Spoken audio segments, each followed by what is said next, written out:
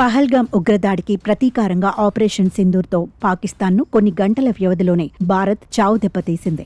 అత్యంత ఖచ్చితత్వంతో దాదాపు డజను సైనిక స్థావరాలను ధ్వంసం చేసింది. ఈ దాడిలో పాక్ వాయుసేనకు చెందిన దాదాపు 5వ వంతు మౌలిక వసతులు, ఫైటర్ జెట్లు భారత్ దాడిలో ధ్వంసమైనట్లు అంతర్జాతీయ మీడియా కథనాలు వెల్లడించాయి.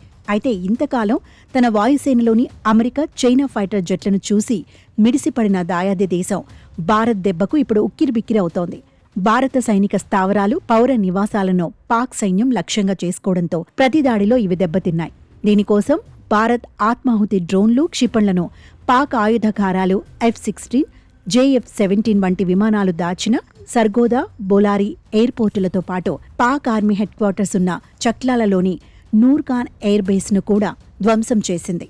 ఈ దాడుల్లో మొత్తం 50 మంది చనిపోయి ఉంటారని అంచనా వేస్తున్నారు.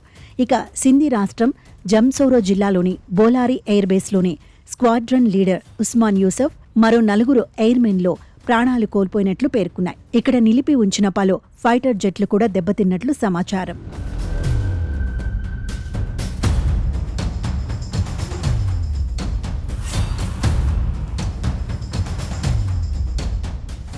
ప్రధానంగా పాకిస్తాన్లోని నూర్ఖాన్, రఫీకి, షోర్కోట్, మురిద్, సుక్కోర్, సియాల్కోట్, పసురూర్, చునియన్, సర్గోదా, బోలారి, జకోబాబాద్లో భారత్ దాడులు చేసింది. ఈ క్రమంలోనే కొన్ని గంటల వ్యవధిలోనే దాయాది దేశాన్ని భారత్ తీవ్రంగా దెబ్బకొట్టింది.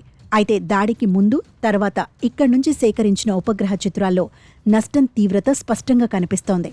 ముఖ్యంగా జకోబాబాద్లోని షాబాజ్ బేస్ చాలా వరకు ధ్వంసమైనట్లు తెలుస్తోంది. ఇక భారత పదాతి దళం జరిపిన దాడిలో నియంత్రణ రేఖ వద్ద పాక్ సైనిక స్థావరాలు, ఉగ్ర బంకర్లు నాశనమయ్యాయి. మరోవైపు తమ కాల్పుల్లో పాక్ ఆర్మీ దాదాపు 40 మంది వరకు సైనికులను కోల్పోయి ఉండొచ్చని భారత్ చెబుతోంది. ఇక భారత మిలిటరీ ఈ దాడులకు సంబంధించిన ఫోటోలు సహా ఇతర ఆధారాలను 70 దేశాల ప్రతినిధులకు చూపించాయి. పాక్ క్షిపణి, డ్రోన్ శకలాలు కూడా వీటిల్లో ఉన్నాయి. తాము లక్ష్యాలను ఎలా ఎంచుకుంది, ఎలా ధ్వంసం చేసిందో కూడా భారత్ తెలిపింది. ఈ విషయాన్ని ఆ సంస్థ X ఖాతాలో వెల్లడించింది.